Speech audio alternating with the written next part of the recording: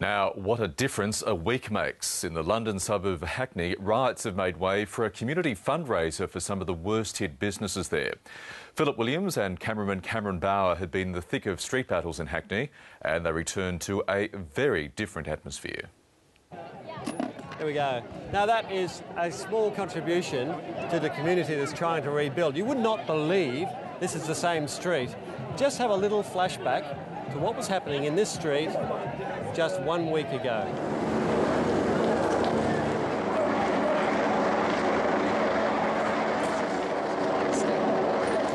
Well, as you can see, a completely different atmosphere. There are police, there are people, but it's a party atmosphere, almost a celebration of the survival of the community, a coming together, a determination that this won't beat them. Some of the people that have gathered here.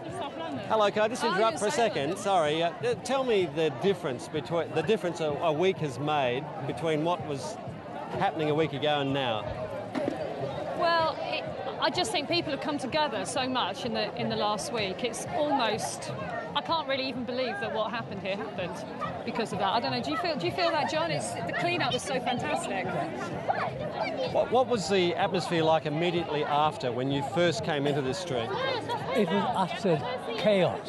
There were burnt-out cars, smashed windows, and really it was as if there had been a battle. And of course, there had been a battle.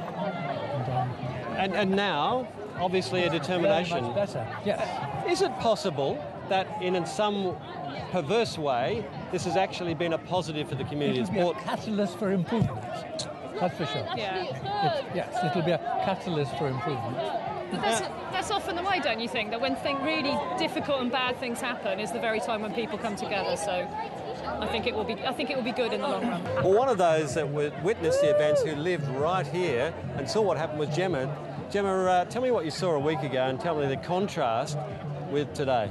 What I saw was an abomination, really, for me to see. My younger sisters were here and everything. We had to all run inside our house. We was all scared. I saw youths burning cars, looting shops. And the funny thing is they live in this area as well, and they're not realising the consequences or the aftermath after what they've done. Because the local shop here, Shivers, he's been here for 11 years. 30 grand worth of stuff from his shop, and it's all from the local community who he serves as a public. You understand me? So you recognise some of the people involved in the looting? I wouldn't say no comment. No comment. Well, obviously, some people do know. So, when you talk to people afterwards, are they remorseful? Do they realise they've done something bad for the community? Some people who have approached me said, oh, I feel really bad for doing such and such and such, because I understand that their parents, as well as us, go there for food, which we need, and he lets us off some prices as well. So it's really bad for Shiva that it got done to him, innit? We are all feeling his pain, and we all, as a community, need to help this man and stand by our street, really. Well, this is what's happening today. I mean, there's lots of fundraising here and obviously a lot of community support.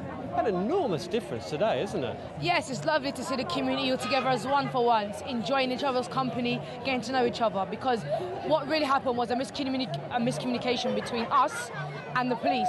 Because they harass people for no reason sometimes, yeah? But sometimes doing their job, so you have to kind of differentiate whether they're doing their job or they're harassing people. It's one certain colour that they're doing is black people. They always get harassed, innit? And we just need to find a way to get more equality between black and white or mixed race, and let them search a wide range instead of just black people all the time, because they're stereotyping black people. Well, thank you very much for that. And that does seem to epitomise a lot of the feeling here, that there was some ill feeling, some tension between police and some local residents that got out of hand. Clearly it went far wider than that, but today is a day of healing. Today this street is coming together in a way you could not possibly have imagined 1 week ago. Phil Williams, a radically different streetscape there, and I like that woman's, how should I say, diplomatic no comment when the issue of whether she knew anybody who may have been involved in those riots. I think she said more than she intended to by saying no comment. That's right, and as we've learned, it was all a miscommunication between police and the rioters.